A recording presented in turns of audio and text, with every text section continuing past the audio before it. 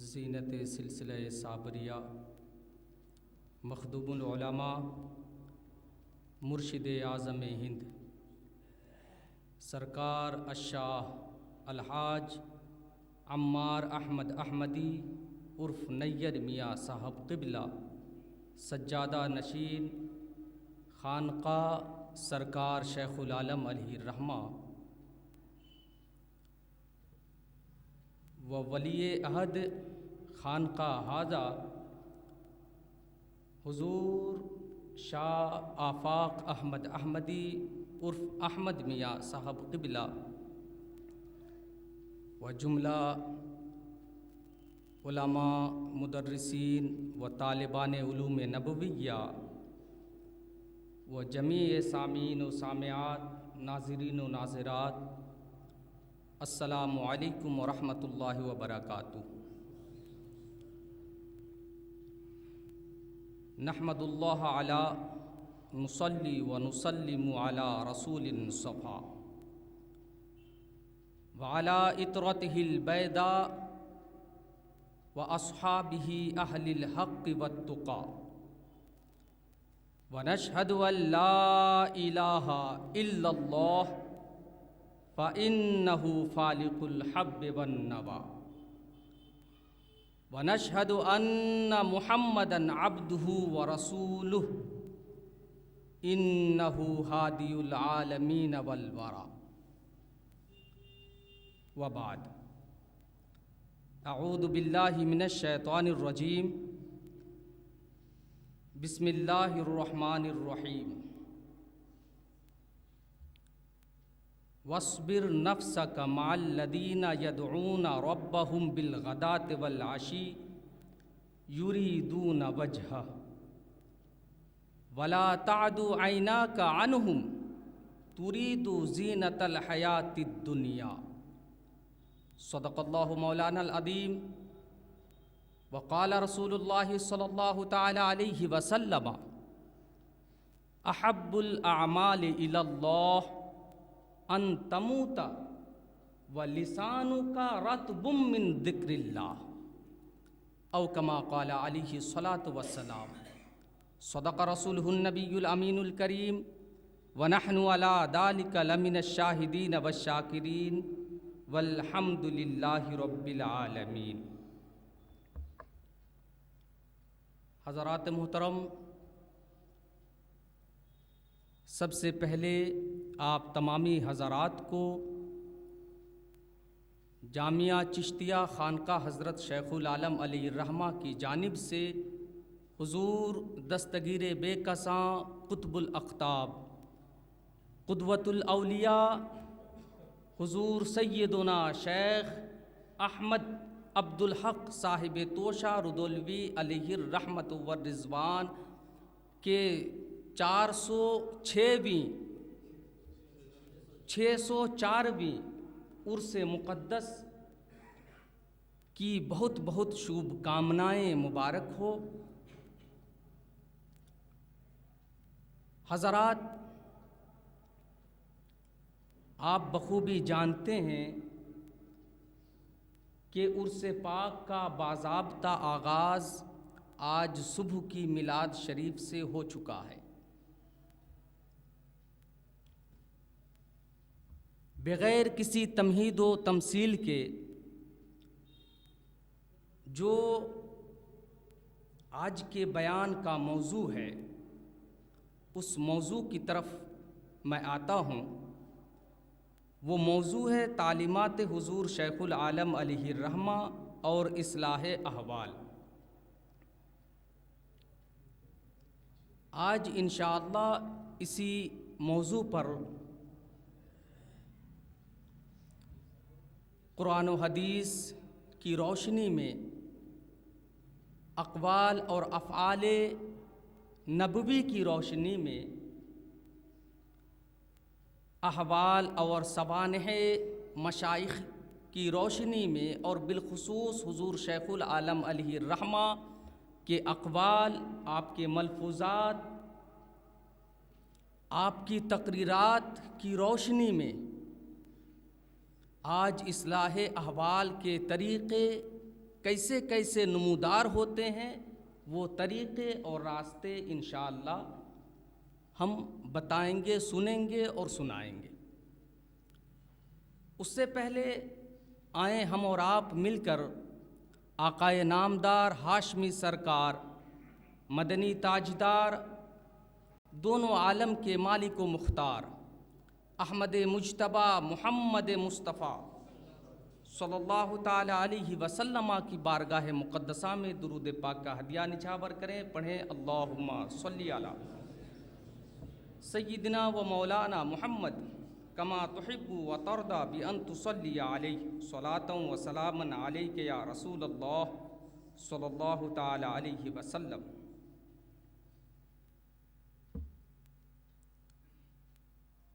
گفتگو شروع کرنے سے قبل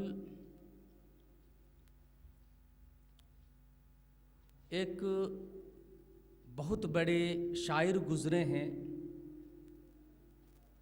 جو اپنا نام صرف نوح ناروی لکھا کرتے تھے۔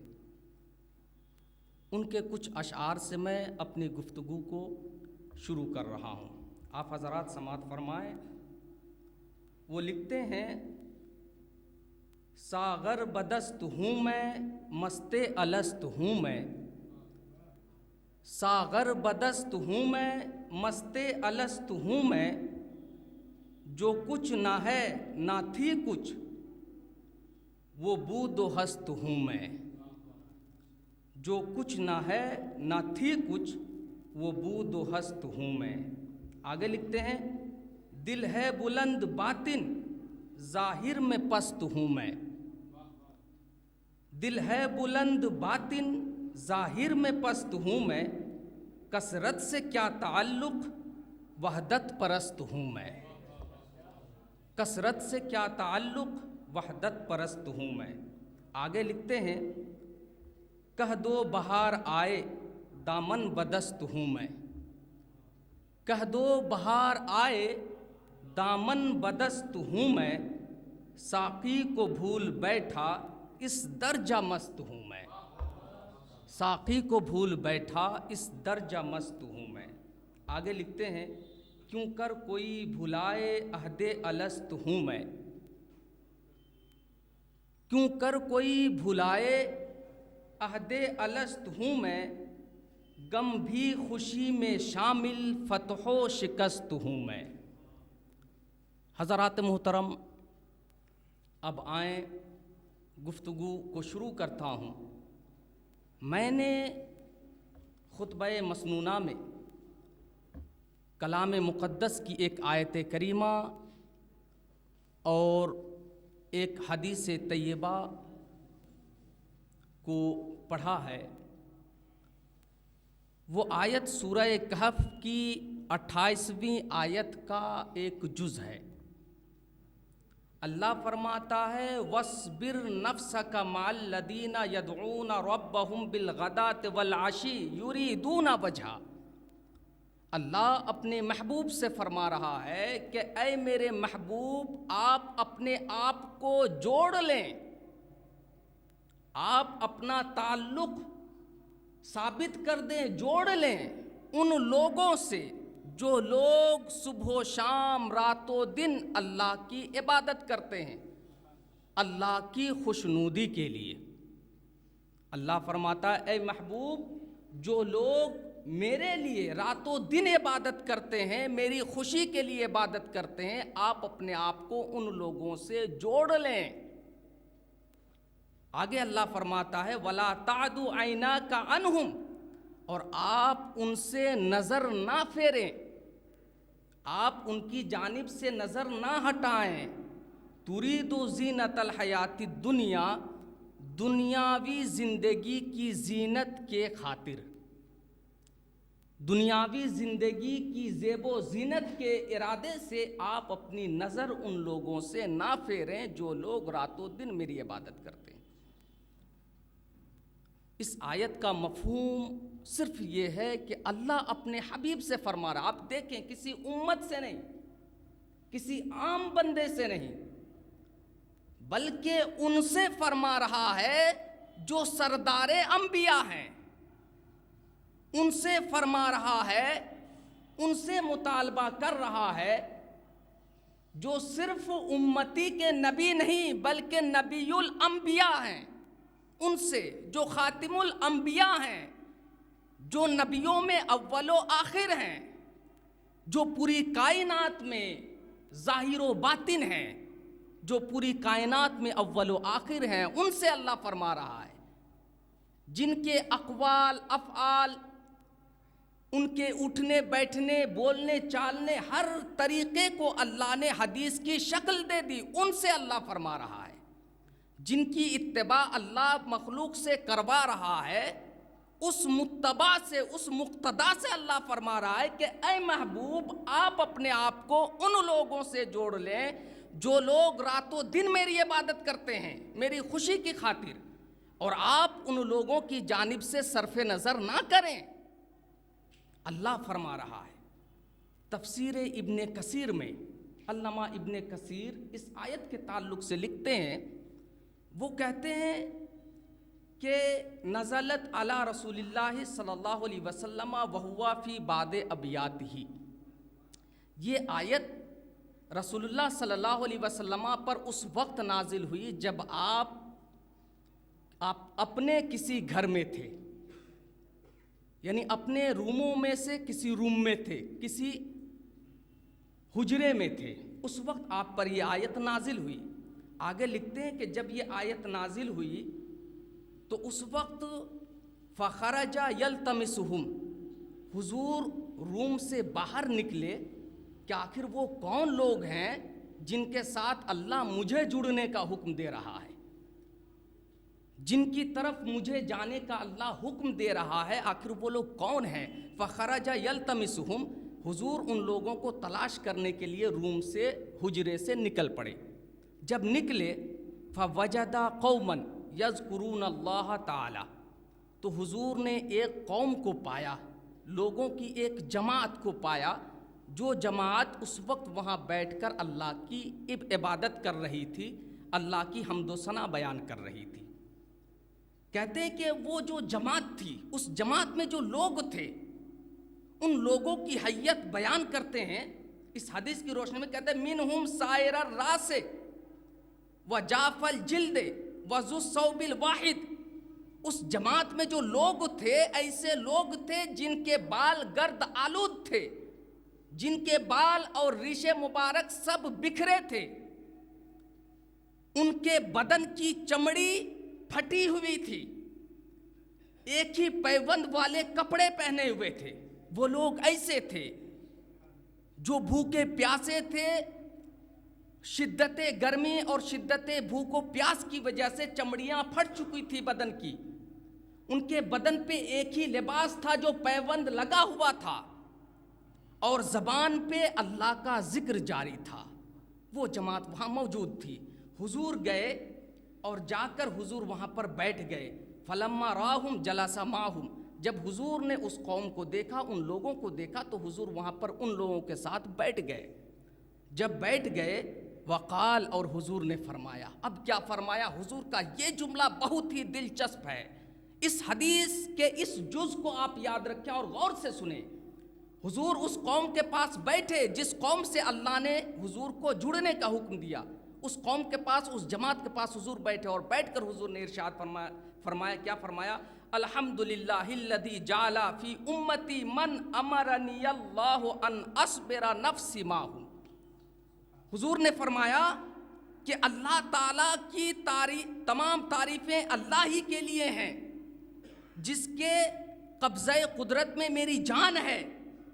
مجھے اس بات پر بے حد خوشی ہے کہ میری ہی امت کے یہ وہ لوگ ہیں جن کے ساتھ اللہ نے مجھے جڑنے کا حکم دیا۔ حضور نے فرمایا، اور تفسیر مظہری ان کے مصنف ہیں علامہ ثناء اللہ پانی پتی علیہ الرحمہ، ہندوستان کے واحد مفسر جنہوں نے قرآن کی تفسیر بزبان عربی میں تحریر کی ہے، حضرت علامہ ثناء اللہ پانی پتی، وہ اپنی تفسیر مظہری میں لکھتے ہیں کہ یہ آیت نازل ہوئی ہے اصحاب صفہ کی شان میں. بالکل واضح طور پر انہوں نے تحریر کیا ہے کہ یہ آیت نازل ہوئی ہے اصحاب صفہ کے بارے میں، اور اللہ نے اپنے حبیب کو حکم دیا ہے کہ اے میرے حبیب آپ اپنے آپ کو اصحاب صفہ کے ساتھ جوڑ لیں. پھر حضور نے یہ جملہ ارشاد فرمایا جب حضور حجرے سے باہر نکل کر گئے اور ان لوگوں کو حضور نے دیکھا تو وہاں بیٹھ گئے. بیٹھ کر یہ ارشاد فرمایا کہ اللہ کی ساری تعریفیں اللہ کے لیے ہے جس کے دست قدرت میں میری جان ہے، کہ میری امت کے یہی وہ لوگ ہیں جن کے ساتھ مجھے جڑنے کا حکم اللہ نے دیا ہے. حضرات محترم، ابن کثیر آگے چل کر ایک اور روایت کو بیان کرتے ہیں، وہ بھی جامع صغیر کی روایت ہے. بیان کرتے ہیں کہ حضور ایک دفعہ کہیں تشریف لے کے جا رہے تھے کہ اچانک حضور نے دیکھا کہ ایک صحابی قرآن شریف کی تلاوت کر رہا ہے. حضور ٹھہر گئے، وہیں راستے میں چلتے چلتے ٹھہر گئے اور اس صحابی کی تلاوت سننے لگے. اتنے میں جب وہ سورہ کہف کی 28ویں نمبر کی آیت تک پہنچے وہ صحابی، تو حضور نے فرمایا کہ ھذا المجلس الذی امرت ان اصبر نفسی معہم.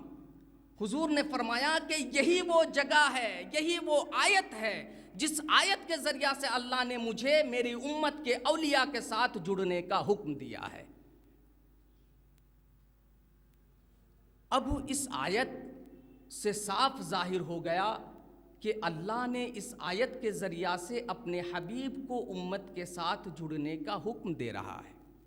اب آپ خود سوچیں، ہم سوچیں، غور و فکر کریں. جو امت نبی کا کلمہ پڑھے، جس امت کے لیے نبی کا بولنا حدیث کا شکل اختیار کر لے، جس امت کے لیے اپنے نبی کا اسوہ حسنہ نمونہ زندگی بن جائے، تو پھر نبی افضل ہے، امتی افضل نہیں ہے. جب نبی افضل ہے، نبی کا ہر قول، ہر فعل، ہر شے امت کے لیے واجب ہے، تو پھر اللہ نے یہاں نبی سے کیوں فرمایا کہ آپ اپنی امت سے جڑ جائیں، آپ ان سے صرف نظر نہ کریں، آپ ان کے ساتھ لگاؤ رکھیں، ان کے ساتھ تعلق رکھیں. اپنے نبی سے کیوں فرمایا؟ ہونا تو یہ چاہیے تھا کہ اللہ اس امت کے اولیاء سے فرماتے، اس امت کے لوگوں سے فرماتے کہ اے میرے بندے، جو میرے آخری نبی ہیں جن کا تم کلمہ پڑھتے ہو، ان سے اپنے آپ کو جوڑے رکھو، یہ فرماتا. لیکن نہیں، یہاں نبی سے اللہ نے فرمایا. کیوں؟ تو کہتے ہیں، مفسرین لکھتے ہیں کہ یہ آیت اگرچہ حضور کے تعلق سے نازل ہوئی، لیکن اس میں درس ہے امت کے لیے، اس میں درس ہے امت کے لیے کہ جب نبی کے لیے امت کے اولیاء سے جڑنے کا اللہ کی جانب سے حکم ہے تو پھر ہم امتی ہیں. ہمارے لیے تو بدرجہ اتم یہ ضروری ہے اور حکم ہے کہ ہم اللہ کے اولیاء سے جڑیں. یہ امت کے لیے بدرجہ اولا ضروری ہے.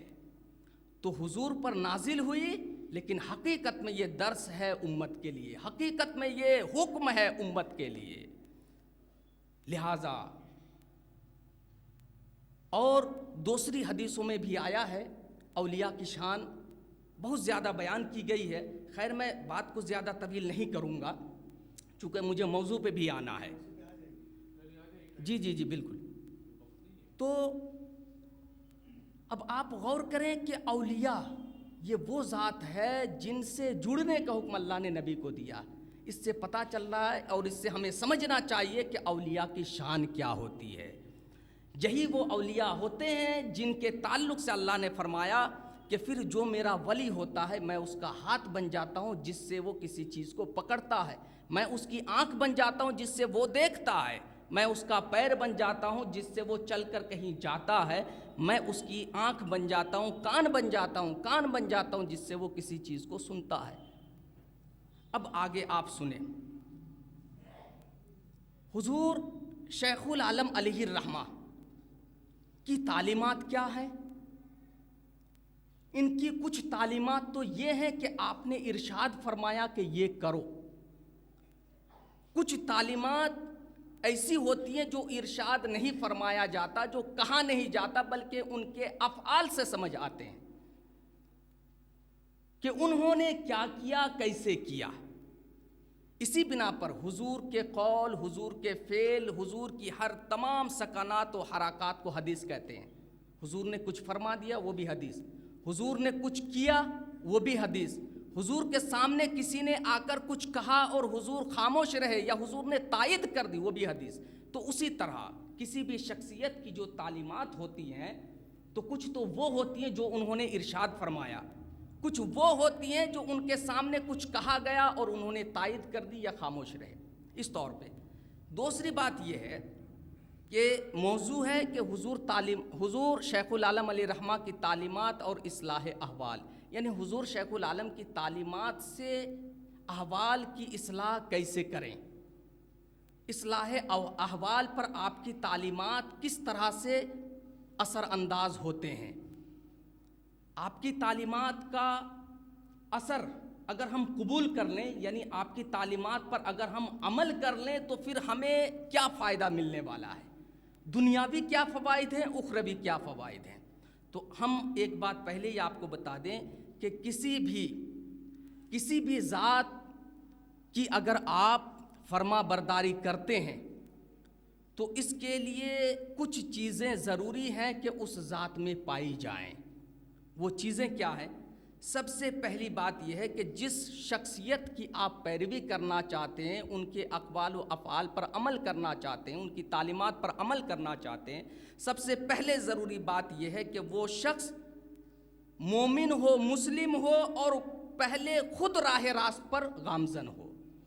پہلی بات یہ ہے جس کی آپ فرما برداری کرنا چاہتے ہیں، اطاعت کرنا چاہتے ہیں۔ دوسری بات یہ ہے کہ وہ شخص مومن اور مسلم اور راہ راست پر گامزن ہونے کے ساتھ ساتھ ان کے اندر شریعت کی پاسداری بھی موجود ہو، ہر شے میں، ہر جگہ کوئی بھی کام کرے، کچھ کہے، ہر وقت شریعت پیش نظر رہے۔ تیسری چیز یہ ہے کہ پھر وہ ذات جس کی آپ فرما برداری کرنا چاہتے ہیں وہ ذات ایسی ہو کہ کسی کو کسی چیز کا حکم دیتی ہو تو اللہ کی محبت کے لیے دیتی ہو، کسی کو کسی برائی سے روکتی ہو تو اللہ کی محبت کے لیے روکتی ہو۔ چوتھی چیز یہ ہے کہ پھر وہ شخص جس کی آپ فرما برداری کرنا چاہتے ہیں وہ شخص لوگوں کو عبادت میں اخلاص کی تلقین کرے، لوگوں کو عبادت میں اخلاص کی تلقین کرے۔ اور پانچویں چیز یہ ہے کہ وہ ذات ایسی ہو کہ اگر اس کے ساتھ کوئی احسان کرے تو وہ اپنے محسن کی احسان فراموشی نہ کرے، وہ اپنے محسن کا احسان مند ہو تاکہ ان کا دیکھ کر جو ہم ان کی اتباع کرنے والے ہم بھی یہ بات سیکھیں کہ اپنے محسن کے احسان کو فراموش نہیں کرنا چاہیے بلکہ ہمیں یاد رکھنا چاہیے۔ اب ہم دیکھیں گے یہ جو 5 چیزیں ہیں، اب انہی 5 چیزوں کی روشنی میں ہم حضور شیخ العالم کی ذات کا جائزہ لیں گے، پھر اس کے بعد حضور شیخ العالم کے اقوال اور آپ کے افعال کا اثر ہمارے احوال پر کس طرح اثر انداز ہوتے ہیں ہم اس چیز کو دیکھیں گے۔ تو سب سے پہلے اس بات میں تو کوئی شک نہیں کہ آپ مومن اور مسلم گھرانے میں، وہ بھی ایسے گھرانے میں آپ کی ولادت باسعادت ہوئی جن کے جد امجد خلیفہ اور امیر المومنین دوم ہیں، خلیفہ دوم ہے، امیر المومنین دوم ہے، یعنی حضرت فاروق اعظم، ان کے گھر آپ کی ولادت باسعادت ہوتی ہے۔ جب آپ کی ولادت باسعادت ہوتی ہے، ابھی ایک کتاب جو حضور مخدوم شیخ عبدالحق صاحب توشہ رودولوی علیہ الرحمہ کے ملفوظات اور آپ کے احوال کے متعلق جو آ رہی ہے انوار العیون، اس کتاب میں آپ پڑھیں گے، اس میں ایک واقعہ دیا ہے کہ حضور شیخ العالم کے بچپنے کا واقعہ تھا۔ آپ ابھی بچپنے کے عالم میں تھے، آپ کو آپ کے والد ماجد نے ایک دائی کے سپرد کی تھی کہ ان کی آپ پرورش کریں اور ان کو دودھ پلائیں۔ ایک دن ایسا ہوا کہ آپ کی دائی ماں آپ کو گود میں لی ہوئی تھی، اچانک انہوں نے دیکھا کہ ان کی گود سے حضور شیخ العالم غائب ہے۔ ابھی گود میں تھے، اچانک گود سے غائب ہیں۔ پھر دیکھتے ہیں جب وہ دائی ماں جب اوپر نظر کرتی ہیں تو دیکھتی ہیں کہ سورج کے بالمقابل ایک پارا کی شکل میں آسمان اور زمین کے درمیان شیخ العالم معلق ہیں۔ پھر کچھ دیر بعد وہیں وہ کھڑی رہی اور تکتی رہی اور یہ سوچتی رہی کہ اے پروردگار عالم یہ کیا ہو رہا ہے، اب میں شیخ احمد کے والدین کو کیا جواب دوں گی۔ اتنے میں پھر حضور شیخ العالم اوپر سے ان کی گود میں آتے ہیں۔ یہ واقعہ بچپنا کا ہے۔ آپ غور کریں کہ کس گھرانے میں آپ کی ولادت ہوئی تھی اور کس گھرانے کے آپ شہزادے تھے، آپ کی شان کیا تھی کہ بچپنے کا عالم، اور یہ واقعہ آپ سے صادر ہوا، یہ کرامت آپ سے ظاہر ہوئی۔ آپ دیکھیں بچپنے کا عالم ہے۔ پھر آپ دیکھیں بچپن ہی سے جب آپ کو کچھ شعور آیا تو پھر آپ نے معرفت خدا کی جستجو میں اس قدر آپ منہمک اور مستغرق تھے کہ بچپن ہی سے آپ تمام طرح کی عبادتوں بالخصوص نماز، چاہے وہ فرائض ہو، نوافل ہو، سنن ہو، واجبات ہو، ہر طرح کی نماز کی آپ کامل پابندی کرتے تھے، یہاں تک کہ آپ کی عمر 7 سال کی تھی۔ 7 سال کی عمر میں کسی پہ نماز فرض نہیں ہوتی، کوئی مکلف شرع ہی نہیں ہوتا، شریعت کا حکم اس پر نافذ ہی نہیں ہوتا۔ اس عالم میں بھی آپ نوافل اور تہجد کی بھی پابندی کرتے تھے۔ آپ کی والدہ آپ کو منع کرتی تھی تو آپ فرماتے تھے کہ راہ خدا سے آپ مجھے روکتے ہیں۔ یہ حال تھا آپ کا کہ آپ بچپن ہی سے یاد الہی میں مستغرق تھے۔ پھر آگے کے جو احوال ہیں اور واقعہ ہیں وہ بہت مشہور ہے، آپ جانتے ہیں کہ پھر آپ دہلی تشریف لے گئے، پھر وہاں پڑھائی کا جو سلسلہ ہوا وہ آپ نے دیکھا۔ آپ نے اپنے استاذوں سے کہا کہ مجھے یہ دنیاوی علوم کی ضرورت نہیں ہے، مجھے معرفت خداوندی چاہیے، مجھے وہ علم پڑھائیے جس علم سے اللہ کے ذات کی معرفت ہو، مجھے اس دنیاوی علوم کی چندہ حاجت نہیں ہے۔ آپ یہ فرماتے تھے اپنے اساتذہ سے، یہاں تک کہ جب آپ اپنے مرشد کی بارگاہ میں گئے تو اب آپ یہاں دوسری چیز کو دیکھیے کہ حضور شیخ العالم علیہ الرحمہ کی ذات میں کس طرح کی پاسداری شریعت کی تھی، آپ شریعت کا کس قدر لحاظ کرتے تھے۔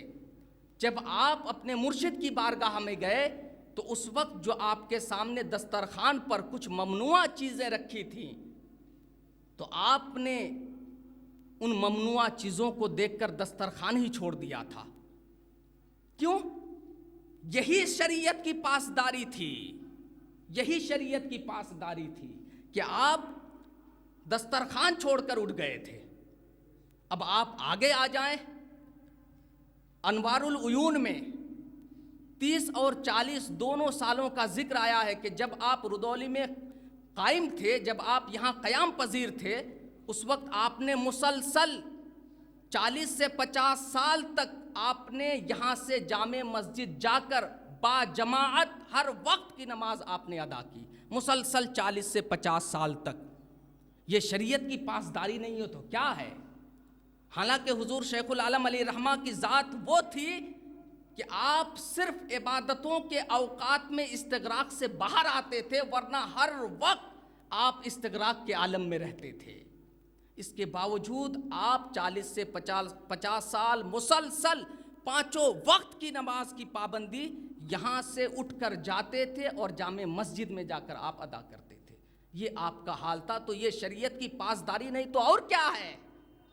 آج کل بہت سارے بابا بنے پھرتے ہیں جو ایک وقت کی نماز کی پابندی نہیں کرتے اور وہ بابا بنے ہوئے ہیں، لیکن حقیقت میں بابا وہ ہیں کہ جو ظاہری اعمال پر زیادہ پابندی برتے، جو ظاہری عبادتوں پر زیادہ پابندی برتے اور زیادہ عبادتوں ریاضتوں میں مشغول رہیں۔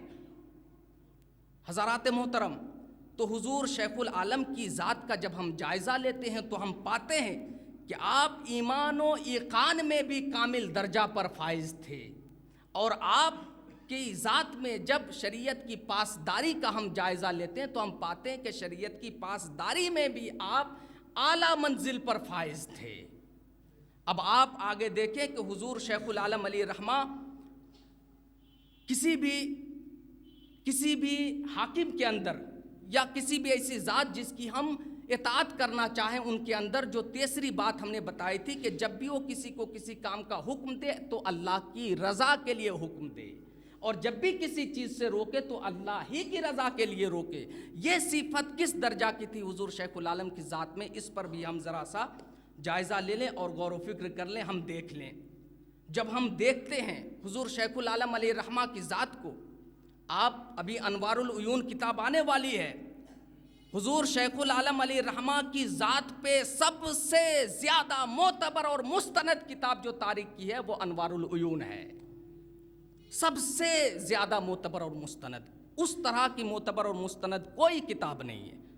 آپ اس کتاب میں دیکھیں، ملاحظہ کریں گے، ایک بار حضور شیخ العالم علیہ الرحمہ جب دہلی سے واپس ہوئے، جس وقت دہلی میں ایک آفت آ چکی تھی، دہلی میں اور سنام کے مقام پر، تو آپ جب سفر کرتے ہوئے یہاں رودولی شریف آ رہے تھے، اس وقت ایک مقام پر آپ پہنچے اور وہاں پہ شام کا وقت ہو چکا تھا۔ آپ کے ساتھ آپ کے جو خدام تھے، آپ نے فرمایا کہ چلو یہیں قریب میں کوئی مسجد دیکھو، وہاں پر ہم لوگ رات کو ٹھہرتے ہیں اور رات کو عبادت کر لیں گے، پھر جب صبح ہوگی تو پھر یہاں سے ہم سفر کر کے چلے جائیں گے۔ حضور شیخ العالم وہاں جب ٹھہرے تو وہ جمعہ کی رات تھی، جمعہ کا دن گزر کر جمعہ کی رات تھی۔ حضور شیخ العالم علیہ الرحمہ موجود تھے، انہوں نے دیکھا عشاء کی نماز ہو گئی، اس کے بعد گاؤں کا ہر فرد ایک فرد آئے اور آ کر 7 مرتبہ اذان پڑھے۔ ہر شخص یکے بعد دیگرے آ رہا ہے اور 7 مرتبہ اذان پڑھ رہا ہے۔ جب پورے محلے کے سارے لوگ اذان دے چکے تو اب لوگوں نے کہا کہ اے مسافر، اب آپ بھی اٹھیں اور آپ بھی چل کر 7 مرتبہ اذان پڑھیں۔ حضور شیخ العالم علیہ الرحمہ نے فرمایا کہ بھائی آخر کیا بات ہے، میں 7 مرتبہ اذان کیوں پڑھوں؟ تو ان لوگوں نے کہا کہ دیکھیے، ہم لوگ جو یہاں اذان پڑھتے اس کی وجہ یہ ہے کہ چونکہ آج جمعہ کی رات ہے، بابرکت رات ہے، اس رات میں ہم لوگ اس مقصد سے اذان دیتے ہیں کہ تاکہ اس 7 اذان کے سبب، اس 7 اذان کی برکت سے اللہ تعالیٰ اس گاؤں کو پورا ہفتہ ہر بلا اور مصیبت سے محفوظ رکھے۔ اس بنا پر ہم لوگ 7 اذان پڑھ رہے ہیں، لہٰذا جب آپ آج کی شب یہاں رکے ہیں تو آپ بھی 7 مرتبہ اذان پڑھیں۔ حضور شیخ العالم علیہ الرحمہ نے فرمایا کہ سنو، اگر یہ مقصد ہے تو پھر میں اذان نہیں پڑھنے والا، میں ہرگز اذان نہیں دوں گا۔ اگر یہ مقصد ہے تو اذان نہیں دوں گا۔ لوگوں نے کہا کہ نہیں، آپ کیوں نہیں دیں گے؟ حضور شیخ العالم علیہ الرحمہ نے فرمایا کہ سنو، جو عبادت کسی مقصد کے تحت کی جائے پھر وہ عبادت خدا کی نہیں ہوتی بلکہ وہ عبادت مقصد کی ہوتی ہے۔ اگر کسی بھلائی کو پانے کے لیے کوئی عبادت کی جائے تو وہ عبادت خدا کی نہیں ہوتی بلکہ بھلائی کی ہوتی ہے۔ اگر کوئی عبادت مصیبت سے چھٹکارے کے لیے کی جائے تو وہ عبادت خدا کی نہیں ہوتی ہے بلکہ اس مصیبت کی ہوتی ہے۔ اور میں خدا کا بندہ ہوں، کسی مصیبت اور کسی فائدے کا بندہ نہیں ہوں، لہٰذا میں جب بھی عبادت کروں گا تو خدا کے لیے کروں گا، کسی مصیبت سے بچنے کے لیے نہیں کروں گا۔ یہ حال تھا حضور شیخ العالم علیہ الرحمہ کا۔ اب آپ خود غور کریں کہ آپ حضور شیخ العالم علیہ الرحمہ آپ نے جو یہ فرمایا کہ میں اذان نہیں دوں گا اس لیے کہ مصیبت سے چھٹکارا کے لیے مجھے عبادت نہیں منظور ہے، بلکہ عبادت وہی حقیقت میں عبادت ہوتی ہے جو خدا کے لیے کی جائے، اور یہاں تم لوگ مصیبت سے چھٹکارا کے لیے کر رہے ہو، اسی لیے میں یہ اذان دینے کے لیے تیار نہیں ہوں۔ آپ اس واقعہ میں دیکھیے کہ حضور شیخ العالم علیہ الرحمہ کے آپ کی اس حالت کی تائید قرآن کی یہ آیت بھی کرتی ہے جس میں اللہ نے فرمایا لِيَعْبُدُوا اللَّهَ مُخْلِصِينَ لَهُ الدِّينَ، چاہیے کہ لوگ اللہ کے لیے عبادت کریں دین میں مخلص ہو کر۔ قرآن کی آیت ہے کہ چاہیے کہ لوگ جب اللہ کی عبادت کریں تو پھر وہ خلوص و للہیت کے ساتھ عبادت کریں۔ اس آیت کی عملی تفسیر ہے حضور شیخ العالم کا یہ حال، حضور کی یہ حالت اس قرآن کی آیت کی عملی تفسیر ہے کہ جب بندہ پھر اللہ کی عبادت کرے تو پھر وہ خالص اللہ ہی کی رضا کے لیے کرے، پھر کسی فائدہ کے پیش نظر نہ کرے۔ تو اس سے ہمیں یہ سبق ملتا ہے کہ ہم بھی اپنی زندگی کو حضور شیخ العالم کے نقوش قدم پر اس طرح ڈھال دیں کہ پھر ہم جب بھی کوئی عبادت کریں تو پھر ہمارا مقصد صرف رضائے الہی ہو، ہمارا مقصد صرف خوشنودی خدا ہو، ہمارا مقصد صرف خدا کی رضامندی ہو، جنت پانا مقصد نہ ہو اور جہنم سے چھٹکارا مقصد نہ ہو۔ اسی لیے صوفیہ فرماتے ہیں کہ جو عبادت جنت پانے کے لیے کی جائے وہ عبادت نامقبول اور مردود ہے، جو عبادت جہنم سے چھٹکارے کے لیے کی جائے وہ عبادت نامقبول اور مردود ہے، بلکہ مقبول بارگاہ خدا بندی میں وہی عبادت ہے جو عبادت اللہ کی خوشی کے لیے کی جائے۔ تو حضور کے اس فرمان سے اور حضور کے اس واقعہ سے ہمیں یہ درس ملتا ہے کہ ہم خلوص و للہیت کے ساتھ اللہ کی عبادت کریں، جب بھی عبادت کریں اور جس طرح کی عبادت کریں، چاہے ہم تسبیح ہی کیوں نہ پڑھیں، لیکن جب بھی کوئی عبادت کرے تو ہم خلوص و للہیت کے ساتھ عبادت کریں۔ اب دیکھیں اچھائی کی تعلیم اور برائی سے مناہی کے معاملات بھی آپ دیکھ لیں، آپ سنے ہوں گے کہ حضور شیخ العالم علیہ الرحمہ، اور ابھی آپ پڑھ لیں گے انوار العیون میں، حضور شیخ العالم علیہ الرحمہ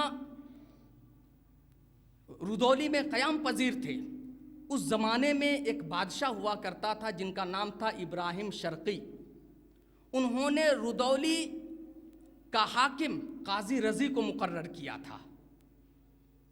قاضی رضی ایک مرتبہ سلطان ابراہیم شرقی، ایک مرتبہ جب ایک قصبہ کا نام آیا ہے ایسولی، اس زمانے میں حضور قطب عالم نے لکھا ہے نام اس قصبہ کا ایسولی، قصبہ ایسولی میں ابراہیم شرقی آئے تھے۔ حضور شیخ العالم اپنے خادم خاص حضور شیخ بختیار رحمۃ اللہ تعالیٰ علیہ کو ساتھ میں لے کر حضور شیخ العالم علیہ رحمہ گئے ان سے ملاقات کرنے۔ جب وہاں پہنچے تو حضور شیخ العالم نے فرمایا کہ دیکھو ابراہیم شرقی اگر مسلمان ہوتا تو اس سے دین کو بڑی تقویت ملتی۔ اب آپ سوچیں، نام سے ہی پتہ چل رہا ہے ابراہیم شرقی تو مسلمان ہی تھا، پھر اس کے باوجود حضور شیخ العالم فرما رہے ہیں کہ اگر سلطان ابراہیم شرقی مسلمان ہوتا تو اس سے دین کو بڑی تقویت ملتی۔ اب آپ سوچیں، اور صبح جو محب گرامی وقار مولانا انتخاب عالم حقی صابری صاحب نے جو تقریر کی تھی، یا ایھا الذین آمنوا آمنوا، اس تقریر کو آپ ذہن میں پھر لائیں تو آپ کو بات سمجھ میں آ جائے گی کہ حضور شیخ العالم نے کیوں فرمایا تھا کہ کاش ابراہیم شرقی اگر مسلمان ہوتا تو اس سے اسلام اور دین کو بڑی تقویت ملتی۔ اس کے بعد قاضی رضی کو جب پتہ چلی کہ حضور شیخ العالم علیہ الرحمہ وہاں گئے ہیں، وہاں تشریف لے گئے ہیں ابراہیم شرقی سے ملاقات کی غرض سے، تو قاضی رضی دوڑے آئے اور آ کر کہا کہ حضور آپ یہاں کیوں تشریف فرما ہیں، آپ یہاں کیوں تشریف لائے، آپ نے کیوں زحمت اٹھائی، کوئی حکم تھا آپ صرف خبر بھیجوا دیتے یہ ناچیز حاضر آ جاتا۔ یہ حضرت قاضی رضی کون تھے؟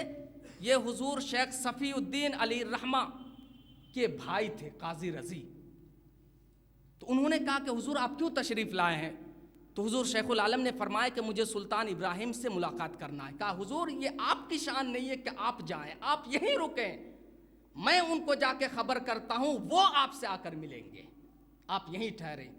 پھر قاضی رضی گیا اور جا کر انہوں نے سلطان ابراہیم سے کہا کہ آج آپ کے پاس ایک ایسی ذات آپ سے ملاقات کے لیے تشریف لائی ہے جن کی ولایت کا ڈنکا پورے عالم میں مشہور ہے اور بج رہا ہے، جن کے زیر ولایت رودولی ہے، آج وہ ولی کامل آپ کی بارگاہ میں آئے ہیں آپ سے ملاقات کرنے کی غرض سے۔ تو سلطان ابراہیم شرقی نے کہا کہ اچھا ایسی بات ہے، تب تو میں ان سے ضرور ملاقات کروں گا۔ تو کہا کہ نہیں، ایسے ہی ملاقات نہ کیجئے، اس لیے کہ اگر وہ آپ سے کسی بات سے ناراض ہو گئے تو پھر آپ کی سلطنت بھی جا سکتی ہے، تو آپ ایسے ملاقات نہ کریں۔ کہا کیا کریں؟ تو کہا کہ آپ ایک کام کریں، ملاقات سے پہلے کچھ تحفے تحائف وغیرہ بھیج دیں تو ممکن ہے کہ پھر وہ آپ سے ناراض نہ ہو۔ تو کہا کہ کیا تحفہ میں دے؟ تو انہوں نے اس وقت قاضی رضی نے تجویز پیش کیا کہ کچھ زمین جو ہے ان کے نام کر دیجئے، ان کی آل و اولاد کے نام سے کر دیجئے، کہ تاکہ پھر جب ان کو وہ کاغذات ملے پھر اس کے بعد جو آپ کی ملاقات ہوگی تو وہ پھر آپ پر برہم نہ ہو، ناراض نہ ہو۔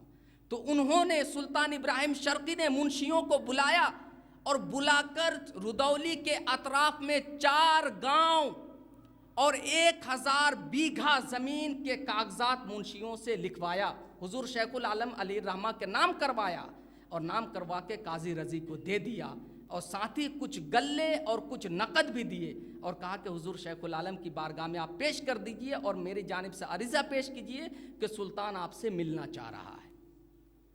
قاضی رضی آئے اور آ کر حضور شیخ العالم سے انہوں نے کہا کہ حضور یہ سلطان ابراہیم شرقی آپ سے ملاقات کے متمنی ہیں، آپ سے ملاقات کریں گے، لیکن اس سے پہلے انہوں نے آپ کے لیے کچھ تحفے اور تحائف بھیجے ہیں۔ حضور شیخ العالم نے فرمایا کہ کیا تحفے ہیں، ذرا دکھاؤ۔ انہوں نے کہا کہ حضور انہوں نے ایسا تحفہ بھیجا ہے کہ آج تک انہوں نے ایسا تحفہ کسی کو بھیجا ہی نہیں ہے، اتنی نوازش انہوں نے پہلی بار کی ہے۔ حضور شیخ العالم نے فرمایا اچھا اسی بات ہے، تب پھر جلدی دکھاؤ کیا ہے۔ انہوں نے فوراً وہ نقد نکالا اور وہ گلے نکالے اور وہ زمین کے کاغذات نکالے، اور کہا حضور یہ رودولی کے اطراف میں 4 گاؤں اور 1000 بیگھا زمین کے کاغذات آپ کے نام پہ کروا دیے ہیں۔ حضور شیخ العالم علیہ الرحمہ نے قاضی رضی سے فرمایا قاضی رضی توبہ کرو، توبہ کرو۔ حضور شیخ العالم علیہ الرحمہ کے چہرے کا رنگ بدل گیا، قاضی رضی نے فوراً توبہ کی۔ حضور شیخ العالم علیہ الرحمہ نے فرمایا کہ قاضی رضی پڑھو لا الہ الا اللہ محمد الرسول اللہ۔ قاضی رضی نے پڑھا لا الہ الا اللہ محمد الرسول اللہ۔ اس کے بعد قاضی رضی نے ادباً عرض کیا حضور آخر مجھ سے کون سا کفر سرزد ہوا کہ آپ نے مجھ سے توبہ کرائی، ذرا آپ اطلاع فرما دیں۔ حضور شیخ العالم نے فرمایا کہ بتاؤ، جو خدا سلطان ابراہیم شرقی کو، اس کے نوکروں کو، اس کے گھوڑوں کو اور ہاتھیوں کو رزق دیتا ہے، جو خدا اور جو بادشاہ تم کو اور تمہارے نوکروں کو، تمہارے جانوروں کو رزق دیتا ہے، کیا وہ بادشاہ اور وہ خدا، کیا وہ اپنی بارگاہ کے اس فقیر کو رزق نہیں دے گا؟ تو بتاؤ جب رزق کا وعدہ خدائے رب ذوالجلال نے کیا ہے تو پھر تم کیوں مجھے رزق دینے آتے ہو؟ تم اور ابراہیم یہ تم دونوں مجھے رزق دے کر بیچ میں خدا کیوں بن رہے ہو؟ تو یہ جو تم لوگ خدا بن رہے تھے اس بنا پر میں نے کلمہ پڑھوایا۔ یہ حضور شیخ العالم علیہ الرحمہ کا حال تھا کہ آپ نے ساری زمین جائیداد کے کاغذات، سارے نقد اور سارے گلے آپ نے واپس فرما دیا کہ سنو، حضور شیخ العالم نے جو واپس کیا گویا کہ آپ یہ فرما رہے تھے کہ سنو، مجھے اس دنیا کی بادشاہت حاصل ہو گئی ہے کہ پھر جس بادشاہت کے بعد یہ دنیاوی چیزیں کوئی معنی نہیں رکھتی، پھر دنیا کی ہر شے بے معنی ہو جاتی ہے۔ تو یہ حال حضور شیخ العالم علیہ الرحمہ کا تھا۔ تو اس سے، حضور کے اس قول سے اور حضور کے اس فعل سے اور اس انداز سے ہمیں یہ سبق ملتا ہے، غیر کو نہ ہم خدا جانے، نہ کسی غیر کو رازق سمجھیں اور نہ خود کسی کے لیے رازق بننے کی کوشش کریں۔ ہمیں یہ سبق ملتا ہے۔ حضرات محترم، اسی طرح آپ دیکھیں، آپ رودولی کی سرزمین پر اس وقت رودولی کے گرد و نواح میں ایک گبر نام کا جو ہے شک رہا کرتا تھا، اس کا نام تھا دویجہ گبر۔ دویجہ گبر وہ جب بھی اپنے لشکر کو لے کر آتا تو پورے رودولی والوں کے سارے مال و دولت کو لوٹ کر لے کے چلا جاتا تھا۔ حضور شیخ، ان کو پتا تھا کہ اس رودولی کو حضور شیخ العالم علیہ الرحمہ سنبھالے ہوئے ہیں۔ حضور شیخ العالم علیہ الرحمہ اپنی ولایت کے تحت اس رودولی کو رکھے ہیں۔ حضور شیخ العالم رودولی کی نگہبانی کر رہا ہے، اس کے باوجود وہ رودولی آتا اور آ کر یہاں کے سارے لوگوں کے ساز و سامان کو لوٹ کر لے کے چلا جاتا تھا۔ حضور شیخ العالم علیہ الرحمہ کی جانب سے ایک بار ان کو منع کیا گیا لیکن وہ رکا نہیں۔ پھر جب آیا اور رودولی میں شور برپا ہوا کہ گبر آ گیا، گبر آ گیا، دویجہ گبر آ گیا، حضور شیخ العالم نے اپنے خادم خاص سے پوچھا یہ شور کیوں ہے؟ شیخ بختیار نے عرض کیا کہ حضور پھر دویجہ گبر آ رہا ہے، رودولی والوں کو لوٹنے کے لیے آ رہا ہے۔ حضور شیخ العالم اپنے خانقاہ کے صحن سے اپنا عصا لے کر نکلے اور اس وقت رودولی میں ایک صاحب تھے جن کا نام تھا قاضی سلیمان. قاضی سلیمان کا بازو میں ایک باغ ہوا کرتا تھا. تاریخ کی کتابوں میں آیا ہے اور حضور قطب عالم نے لکھا ہے کہ حضور شیخ العالم عصا لے کر قاضی سلیمان کے باغ کی طرف گئے اور انہوں نے اپنے عصا کو اس باغ کے ایک درخت کی شاخ پر جو انہوں نے مارا، اس قدر حضور شیخ العالم غصے میں اور طیش میں آ کر انہوں نے وہ چھڑی اور عصا مارا اس درخت سے کہ کچھ ہی دنوں میں خبر آئی کہ گبر ادھر مر چکا ہے. یہ حال تھا. اور اسی طرح ایک اور واقعہ ہے کہ حضور شیخ العالم علیہ الرحمہ کے ایک داماد تھے جن کا نام تھا شیخ فرید.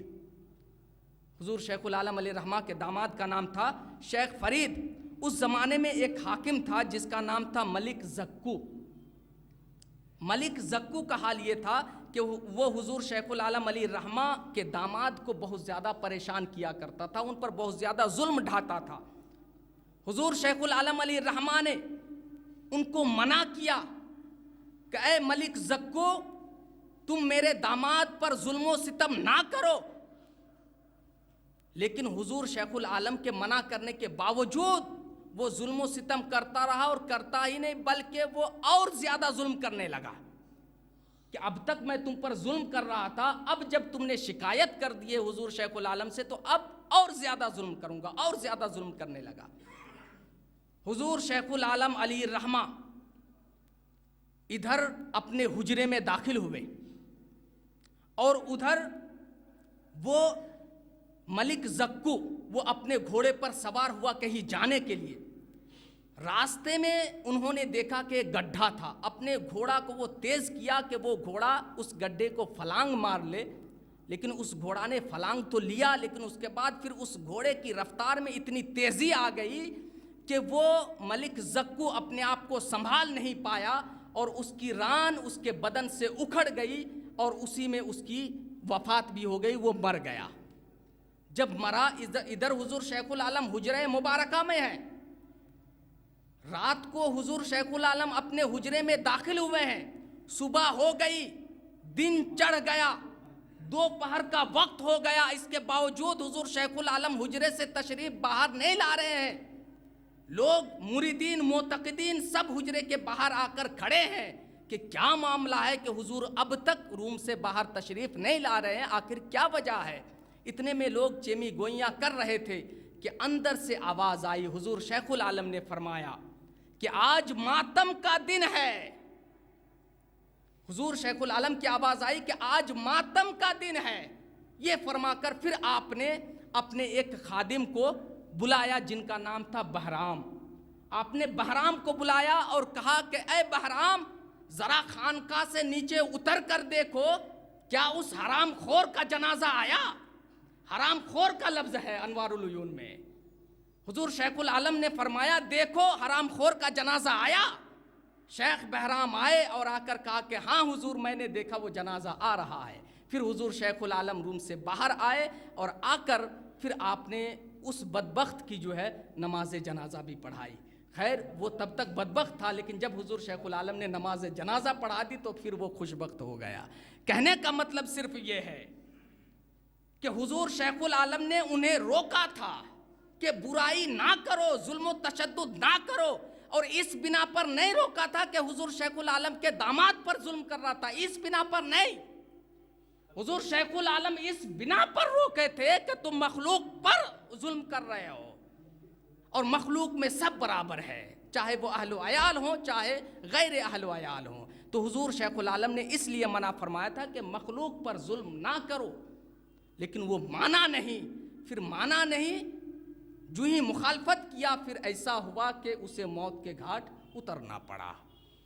تو یہ حال تھا کہ حضور شیخ العالم علیہ الرحمہ جس کسی کو روکتے تھے برائی سے، اگر وہ رک جاتا تو پھر ٹھیک ہے زندگی کی مہلت اسے مل جاتی تھی، اور اگر نہیں رکتا تو پھر جو وہ حدیث ہے کہ جو بندہ میرا قرب حاصل کر لیتا ہے پھر میں اس کا ہاتھ بن جاتا ہوں، پھر اس کی آنکھ بن جاتا ہوں، کان بن جاتا ہوں، جو اللہ کا فرمان ہے. تو چونکہ حضور شیخ العالم علیہ الرحمہ ولایت کے اس منزل پر فائز ہو چکے تھے کہ حضور شیخ العالم کا فرمانا یہ واقعتاً خدا کا فرمان تھا۔ حضور شیخ العالم کا مخلوق کو برائی سے روکنا یہ حقیقت میں خدا کا روکنا تھا۔ مخلوق کو بھلائی کی طرف بلانا یہ حقیقت میں خدا کا بلانا تھا۔ تو چونکہ اب جب اس منزل پر کوئی شیخ پہنچ جائے، کوئی ولی پہنچ جائے، پھر اس کے بعد ان کا ہر فعل ہر قول یہ اللہ کی جانب منسوب ہو جاتا ہے، یعنی پھر اللہ اس محبوب کو اپنی حفاظت میں لے لیتا ہے۔ تو اس بنا پر حضور شیخ العالم علیہ الرحمہ جو فرماتے تھے، یہ بظاہر حضور شیخ العالم کا تو فرمان ہوتا تھا، لیکن حقیقت میں یہ فرمان خدا کا ہوتا تھا اور نبی کا ہوتا تھا۔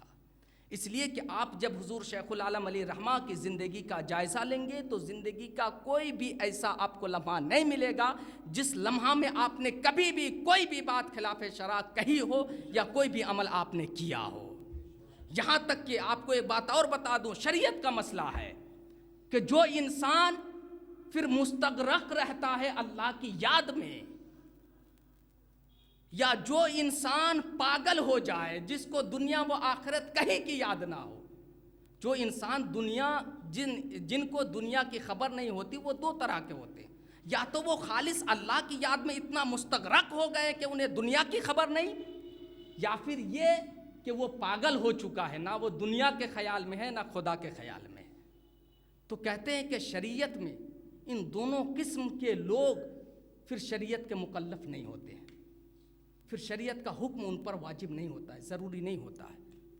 اگر کوئی پاگل ہے جنہیں نہ دنیا کی کوئی فکر ہے نہ آخرت کی کوئی فکر ہے، مینٹل ہے، تو پھر اس پر شریعت لاگو نہیں ہوتی، پھر وہ شریعت کا مکلف نہیں ہے۔ اسی طرح جو شخص پھر مستغرق رہے ذات خدا میں، پھر ان پر بھی شریعت لاگو نہیں ہوتی، وہ بھی شریعت کے مکلف نہیں ہوتے اس وقت جب وہ استغراق کے عالم میں رہے۔ ہاں، جب پھر استغراق سے باہر آ جائے تو پھر دوسرے انسانوں کی طرح ان پر بھی شریعت لاگو ہو جاتی ہے۔ آپ دیکھیں کہ جب استغراق کے عالم میں شریعت لاگو نہیں ہوتی، اس کے باوجود استغراق کے عالم میں جو آپ کی زبان سے ایک مرتبہ کچھ کلمات نکل گئے تھے، جب آپ استغراق سے باہر آئے تو آپ کے خادم نے آپ سے عرض کیا، حضور آپ سے ایسا کلمہ آپ کے زبان مبارک سے نکل گیا ہے۔ حضور شیخ العالم نے فرمایا اچھا اسی بات ہے۔ حضور فرما کر فوراً اللہ سے معافی مانگنے لگے، اور پھر اس کے بعد حضور شیخ العالم علیہ الرحمہ جا کر سریو ندی میں 9 مہینے تک آپ اللہ کی ذات سے معافی مانگتے رہے، استغفار کرتے رہے، اللہ کی عبادت کرتے رہے۔ یہ سارے واقعات بہت مشہور ہیں، آپ جانتے ہیں۔ تو حضور شیخ العالم علیہ الرحمہ کی ذات، ہم جو ان کی اتباع اور ان کے اقوال پر عمل کرتے ہیں، اس بنا پر کرتے ہیں کہ آپ کی ذات میں جہاں یہ چیز نمایاں ہے کہ آپ خود راہ راست پر اعلیٰ منزل پر گامزن تھے، اسی طرح یہ بات بھی آپ کی ذات میں ظاہر و باہر ہے کہ آپ شریعت کی حد درجہ پاسداری کرتے تھے، لحاظ کرتے تھے، ہر قول ہر فعل ہر عمل میں پہلے آپ شریعت کو نگاہ میں رکھتے تھے، اس کے بعد آپ وہ فعل انجام دیتے تھے، وہ قول کہا کرتے تھے۔ اسی طرح جب بھی آپ کسی کو حکم دیتے تو بھلائی کی طرف حکم دیتے، برائی سے روکتے تھے۔ تو آپ کی ذات میں وہ ساری چیزیں نمایاں تھیں جو چیزیں انبیاء سے وراثتاً ولیوں کو ملتی ہیں۔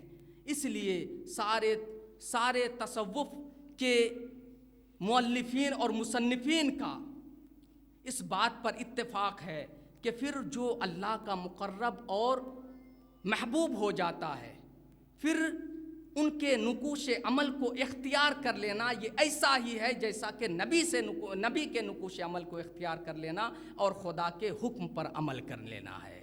اس لیے ہم جو حضور شیخ العالم کے حکم پر، ان کے حکم پر، ان کے قول پر، ان کے عمل پر عمل کرتے ہیں تو یہ سوچ کر نہیں کہ حضور شیخ العالم کا عمل ہے، بلکہ یہ سوچ کر کہ یہ عمل ظاہری طور پر تو شیخ العالم کا ہے، لیکن حقیقی طور پر یہ اللہ کے محبوب کا عمل ہے، اللہ کا عمل ہے۔